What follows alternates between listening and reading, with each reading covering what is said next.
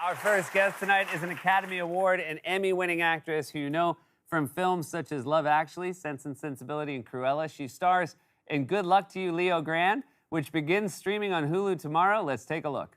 What does she think about what you're doing now? You want to talk about my mother, really? Well, you brought her up. Well, now I'm dropping it. But seriously? She doesn't know. You know, this looks so sexy on you. What does she think you do? If I tell you, can we drop it? Because you really do look good in this. I promise. She thinks I work at an oil rig. Please welcome back to the show the always wonderful Emma Thompson, everyone!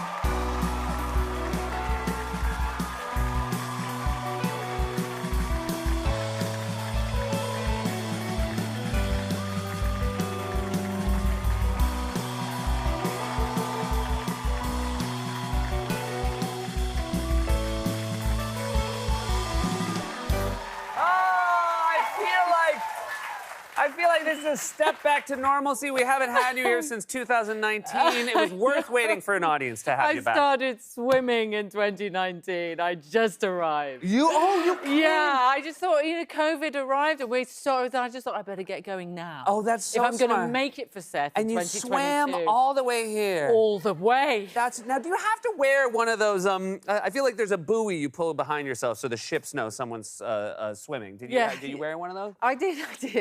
I did it. You may be able to tell, ladies and gentlemen, we haven't prepared this. So this is something that's just come out of my... Literally, I just had this thought that somehow 2019, years have gone by. Years have gone by. And it's so weird, because we would have seen each other. Yeah. We would all have been in the same room together. And look, you're all still having to wear masks. I'm so sorry. Yeah. Of course, we've banished COVID in, like what I call party land now. Yeah. The UK. Yeah, there's no masks over there now. No, everyone's just gone, no. Yeah, no. well...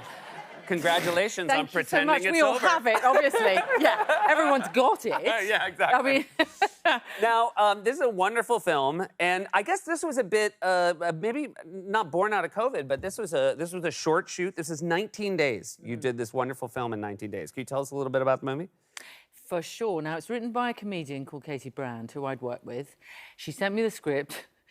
And it's about a religious education teacher, retired, my age, 63, who has been widowed for 2 years and has, apart from anything else, never had an orgasm. Mm.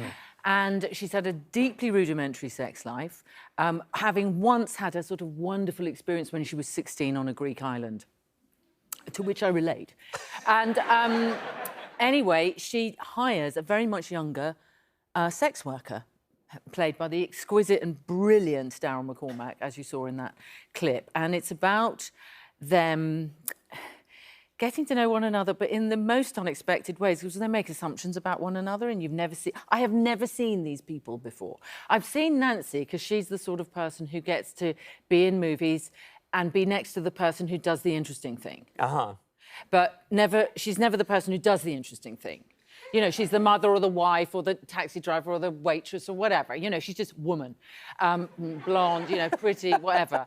But now, suddenly, she's doing something completely fascinating, utterly radical and revolutionary with a young man I've never seen before who is a sex worker, but like he's a sex carer. He's so compassionate and understanding. And, she spends quite a lot of the film going, please don't, maybe I can't do it. She's just utterly panicked by what she's done. And he says, why is it you've organised this, you've thought about it, you went online, you chose me, you've paid for it. So now you've got what you want, and I'm very willing to do this. Why can't you take it?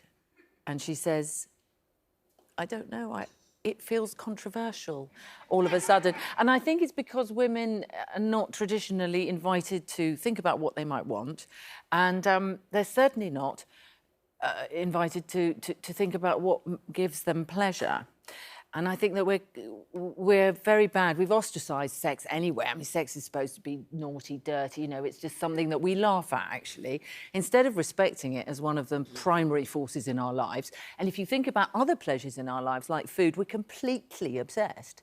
I mean, people will talk about food from dawn until dusk, you know, but we don't talk about sex. Right. We really don't talk about it. Well, our mouths are full, you know. Well, yeah, that's true. Yeah. There is nudity in the film. Were you trepidatious about the nudity? How did you feel? Well, I did once spend 3 days naked with Jeff Goldblum some years ago. Okay. Not the worst fella to end up naked with. I mean, it was for work. I hasten to add, this wasn't a working situation. Yeah. The tall man? Suddenly, yeah. Was it the tall man? It was the tall guy. guy. Yeah. That's an impressive pull. I want a little credit for pulling the tall guy. It's fun. I'm really impressed. It was a million years ago. But anyway, we both had indigestion for weeks before that because we were so scared.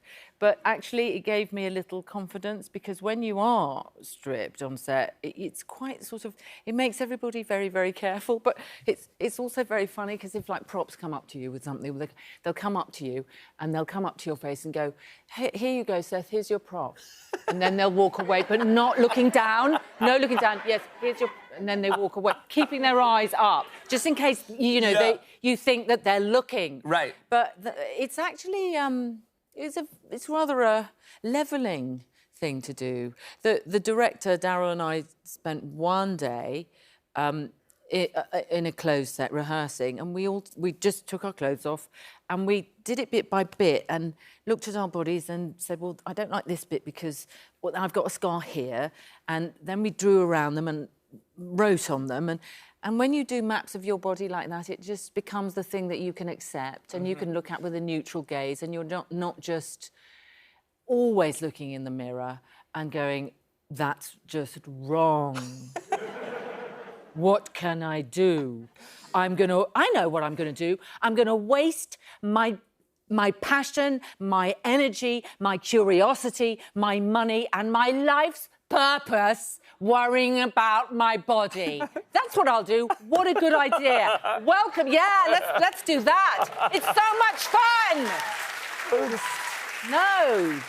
Stop it, everyone. Stop it. There are 8-year-olds out there saying, I don't like my thighs. It's crazy. We've got to do... We have to just, like, kick it into the long grass. There's something... hopefully, you know, this is not a film for 8-year-olds, but this is very exciting. So not, yeah.